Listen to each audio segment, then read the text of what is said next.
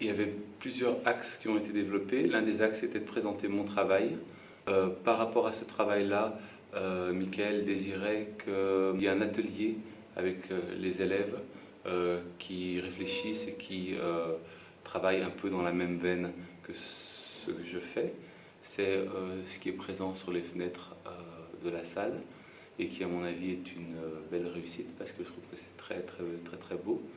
Et moi-même, quand on m'a proposé ceci, j'ai proposé que les étudiants travaillent avec des livres qui étaient là un peu comme des rebuts et qu'ils utilisent des livres scolaires comme matière première. Donc en premier lieu pour certainement exprimer un rejet ou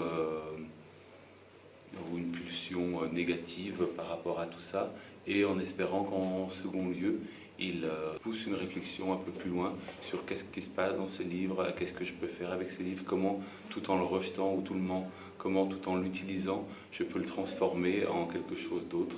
J'ai fait les choses, j'ai l'impression qu'il y en a pour qui c'est intéressant, d'autres pour qui c'est rien. Bon, l'objectif déjà dans le cours d'art plastique, c'est de toute façon approcher les œuvres d'art, les connaissances, les réflexions sur l'art à travers la pratique. Donc c'est toujours important de replacer de la pratique, pas juste leur montrer des œuvres d'art et de les laisser se débrouiller avec ça on ne peut pas le faire. Donc on les amène à y réfléchir et une façon de les amener à y réfléchir, c'est de les faire pratiquer.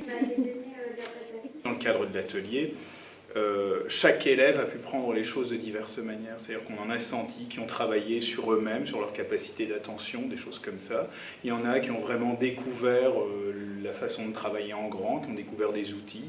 Et sur ce travail avec les livres, il y a un travail qui a été fait en parallèle avec une collègue de français, Chloé Dermand, qui a permis justement d'exprimer aussi un petit peu le ressenti qu'ils peuvent avoir par rapport aux livres d'école.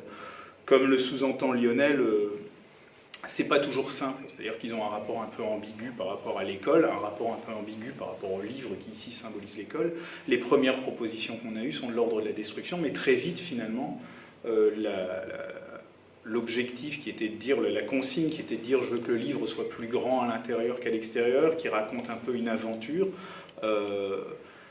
ça a été pris en charge et on le voit sur les travaux, quoi. Il y a des livres qui explosent, il y a des livres qui grandissent, il y a des livres qui se multiplient un peu comme ça dans l'espace. Comme les petits points se multiplient, finalement ils viennent se surajouter sur le collège qu'on voit à travers les fenêtres.